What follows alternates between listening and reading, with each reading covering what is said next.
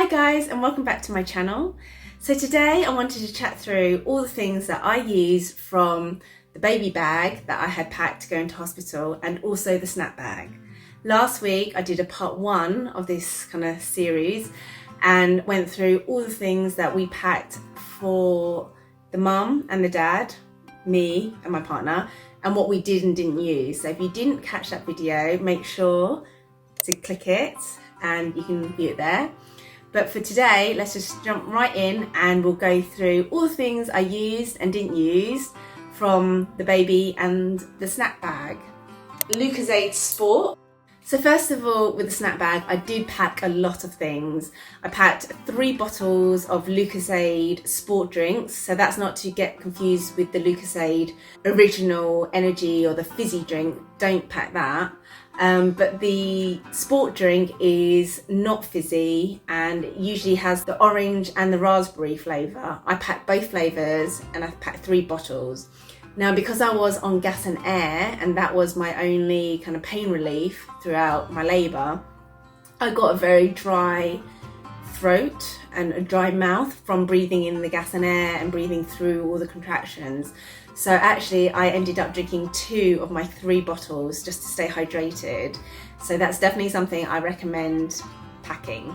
Nature Valley oat bars, Quaker porridge to go.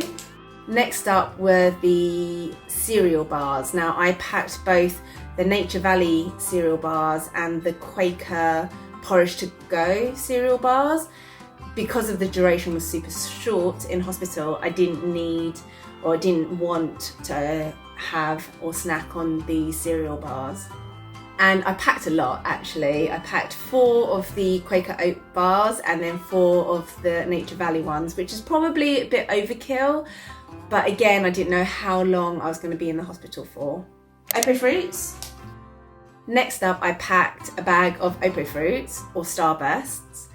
And these are sweets that I quickly ripped open and tucked into after giving birth. I just wanted something sugary and something to eat because I hadn't eaten for a long period of time. So I had dinner with my mum the night that I had my contractions and then I didn't eat and I'd been up for so long, so I just wanted some energy. Also got a pack of Haribo. This is something that I just ripped open straight away after giving birth to our baby and just kind of gobbled all of these up very quickly. Got some malted biscuits.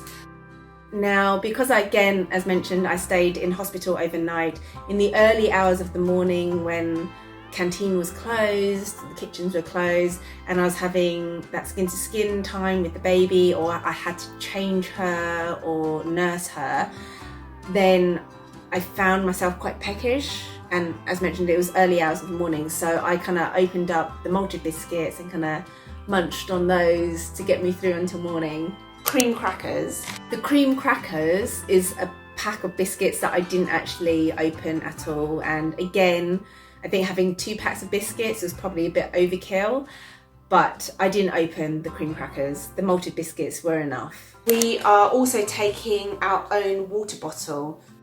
And then the one other thing that I took to the hospital, which I didn't show in this video, though I did talk about, was I actually took a big flask of water, and it's like the big flasks where you have a straw that you can drink from. And that was really handy as well. As mentioned, I was super thirsty from all the gas and air, and the maternity wards are kept at a very warm temperature. And so I was kind of alternating my drink in between contractions from the Lucozade sport drink to just swigging water. So I just really wanted to make sure that I was keeping hydrated. Next up, we go through all the things I used from the baby bag that I packed. The baby bag that I took into hospital is our changing bag that I take out on a day-to-day basis now. It is super good. It like fits so much stuff in it, which you'll see when I kind of go through all the things I packed. But also because it's a backpack style, it means it frees up your hands, which means you can still attend to the baby and like hold the car seat, hold the baby, hold shopping, what have you. I really like a backpack style. It may not look the best, and there are better ones and prettier ones out there, I'm sure, but I really prefer a backpack style bag over a shoulder bag. I have packed some cotton wool pads. So looking at all the things I packed in it, and you'll see that I packed it pretty much to the brim. One of the first things I packed was cotton pads. Now I know that in some hospitals or some midwives, they prefer using cotton pads with warm water, especially for those first few nappy changes. In our hospital or with our midwife, she didn't really mind what we used, so we actually just ended up using wet wipes, and that worked fine for us. I still have this pack of cotton wool pads somewhere in the house. I've just never used them. I've also taken some wet wipes. So the pack of wet wipes we did take is the Mamia water wipes, and they're like 99 point something% made out of water, and that worked a treat for us. We really liked these. They were affordable and easy to get hold of. So yeah, even now we use these wet wipes over any other wet wipes, and they're really good for our baby. She's never reacted to them, she's never had any issues. Aveeno baby cream. Then I packed the Aveeno baby lotion. This came in like a bit of a sample pack, and never used it.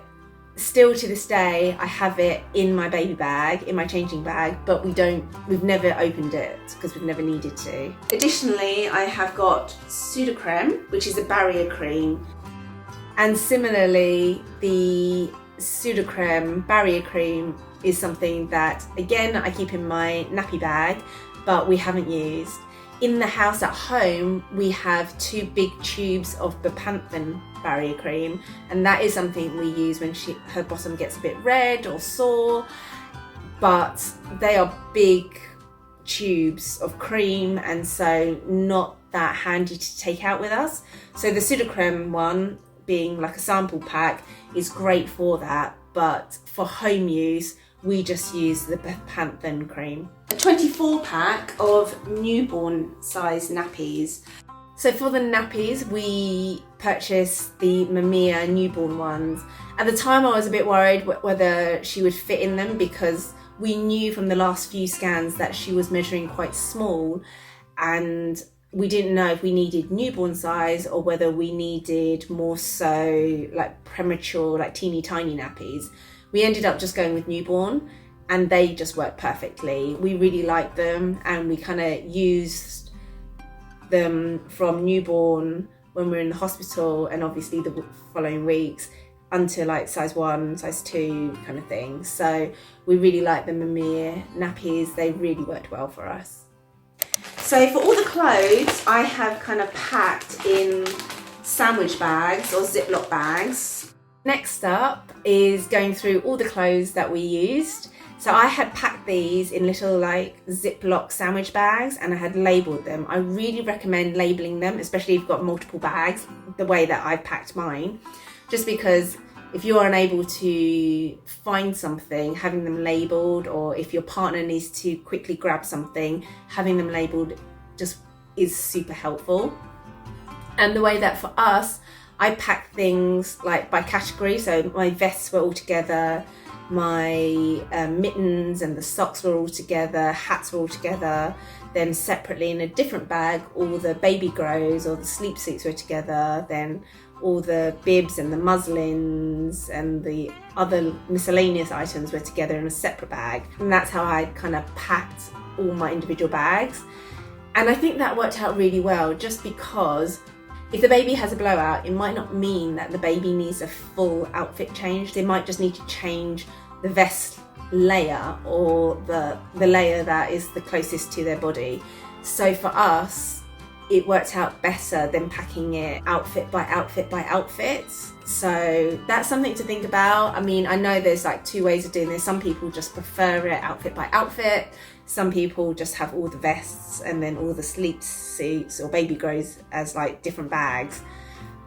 Just whatever works for you. And our baby did have a few blowouts. So she went through 3 vests, 3 of the 4 vests that I packed. and 2 of the baby grows of the 4 that I had packed. So she actually went through a lot of the clothes, even though we had only stayed there 2 days, 1 night. So I'm glad that I packed as much as I did. And when we put her in the baby grows, we definitely had covered her hands with the scratch mitts just to stop her scratching her face.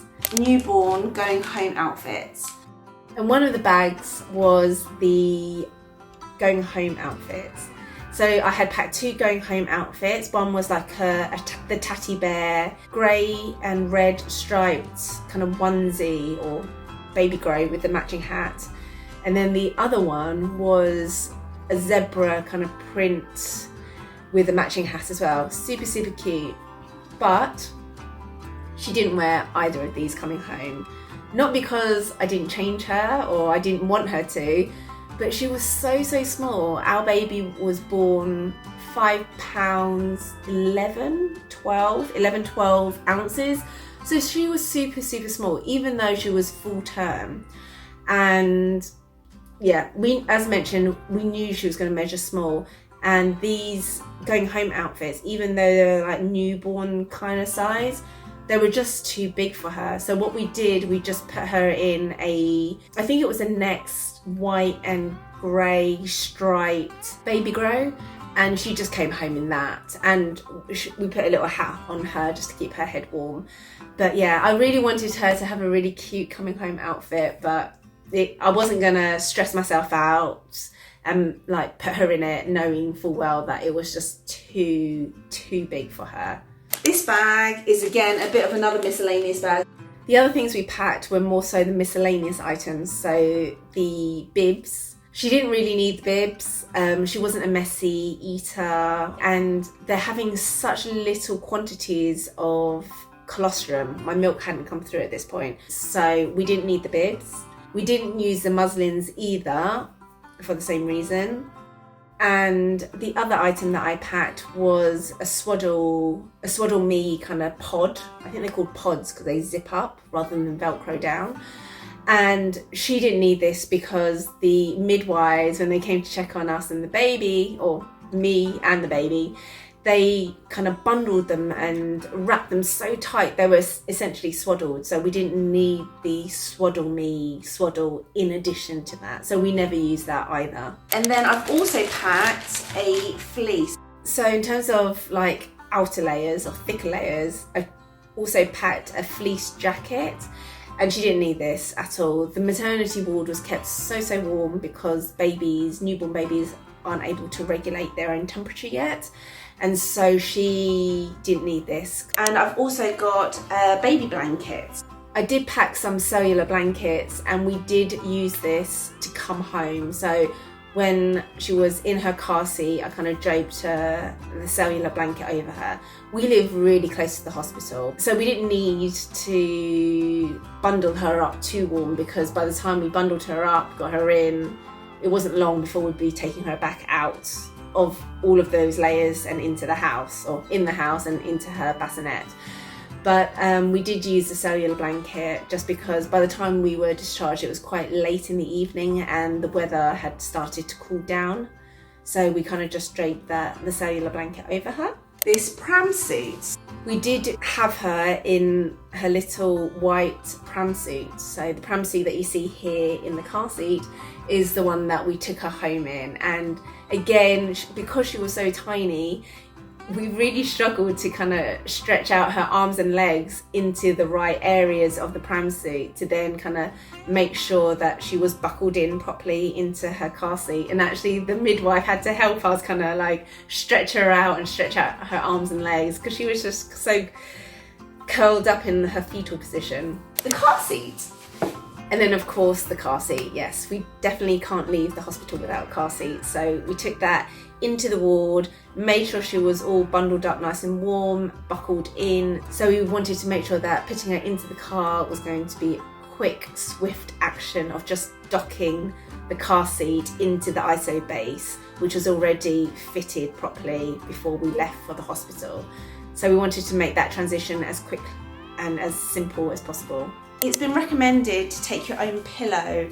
As we kind of move on to the last couple of items, The pregnancy pillow was a really good item to take into the hospital. The pillows in the hospital were so bad. They were like as flat as a pancake. At least the one that I was given was as flat as a pancake. I mean, you can tilt the bed up and raise it, but if you still want to lie down and have a good comfy pillow, I really recommend taking your pregnancy pillow. It helped when feeding and also like getting into position. Everything's so new and it's just all a bit awkward. So having the pregnancy pillow act as a nursing pillow really helped. And in the evenings, I just kind of use that as my bed pillow. My extension lead. And the very last item that I really recommend taking, and it is something that we always take when we go on holiday as well, is a long extension lead. So your bed might not be close to an available plug socket and you don't want to start unplugging all the medical equipment out of the plugs. So if there is a spare plug socket, it might not be super close to the bed and you might want to be in bed whilst nursing or doing skin to skin, and you might want to take photos and you might need to charge your phone. So having an extension lead with long cable came in really handy, because for us, when I was in my birthing room, birthing suite, if you want to call it that, the spare plug point was actually right on the other side of the room to where the bed was. So yeah, that was really handy. And so that is everything I used from the baby bag and miscellaneous / snack bag. I hope you found this video helpful. I know that when I was researching all the things I needed to pack for hospital, I found videos like this really useful. So I hope you guys got something out of it. Make sure you give me a thumbs up if you liked my video. Make sure you subscribe to my channel and hit that notification bell if you want to be notified of all my new content. But until the next video, see you guys next time. Bye!